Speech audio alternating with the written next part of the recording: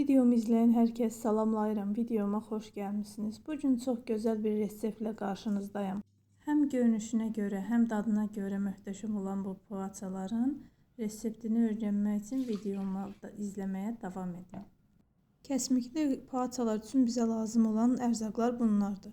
250 mg ilıq südü xəmiri yoğuracağımız qaba əlavə edirik və ardıca bir armudlu stakan duru yağ əlavə edirik. Daha sonra bura otaq temperaturunda olan qatıq əlavə edirik, 3 xörək qaşığı. Mən qatığın qaymaq hissəsindən, üz hissəsindən istifadə etdim. Siz istəsəz üz hissəsindən və ya qatığın özündən də, yağsız hissəsindən də əlavə edə bilərsiniz. Otaq temperaturunda olsun. 3 xörək qaşığı qatıq əlavə etdikdən sonra bura 1 stəkan şəkər tozu əlavə edirik. Daha sonra 1 çay qaşığı vanil və ya 1 paket vanil, 1 xörək qaşığı quru maya və bura 3 ədəd də yumurta əlavə edirik. Yumurtanın birinin sarısını üzəri üçün götürməyi unutmayın. Daha sonra bu qarışımı qarışdırırıq, bir-birinə həll edirik. Unu yavaş-yavaş oraya əlavə etməyə çalışırıq. Əvvəlcə mən 3 stakan un əlavə etdim. Qarışdıra-qarışdıra da ələ yapışmayan yumuşaq bir xəmir əldə edənə qədər də un əlavə edəcəm.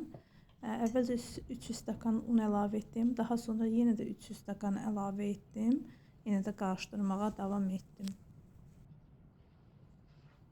Artıq 6 stakan bura un əlavə etmişəm mən. Qarışdıra-qarışdıra xəmirin kıvamına baxıram.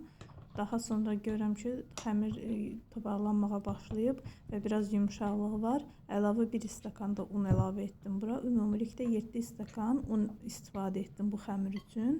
Xəmir bu halda olur, yumuşaq, ələ yapışmayan xəmir. Daha sonra acımağa qoyuram mən bunu. Xəmir 1 saat, 2 saat özünə gəlir və çox gözəl bu şəkildə qabarandan sonra işləmimizi davam edirik. Xəmirimizin havasını alandan sonra bir kənara qoyub poğaçalarımızı hazırlamağa başlayırıq.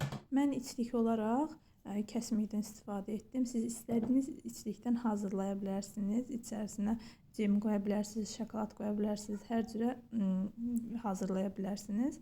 Mən kəsmiyə şirin olmadığına görə biraz şəkər tozu və vanil əlavə etdim. Elə içlik düzəltdim. Daha sonra bu qayda ilə poğaçalarımızı forma veririk. Bu qayda ilə xəmirimizdən poğaçalar düzəldirik və bişirəcəyimiz qaba qoyuruq. Daha sonra bunu üzərini örtüb və ya sobanın zəif xodunda yenə təzədən acımağa buraxırıq.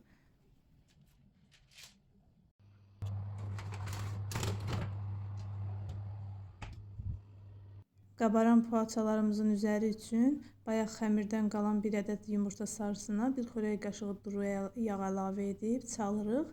Daha sonra bunların üzərinə çəkirik. Üzəri üçün mən küncütdən istifadə etdim. Siz qara çirotu və ya chia toxumu, hansı toxumdan istəsəz üzəri üçün bəzək vura bilərsiniz. Daha sonra bunu bişməyə göndərdik.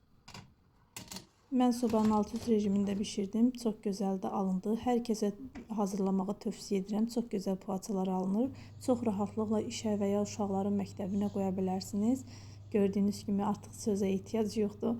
Görürsünüz necə gözəl qabarır və necə gözəl yumuşaq pambıq kimi də alınıb. Videomu bəyənsəniz like düyməsinə basıb kanalıma abunə olmağınızı xahiş edirəm. İzləyən hər kəsə təşəkkür edirəm.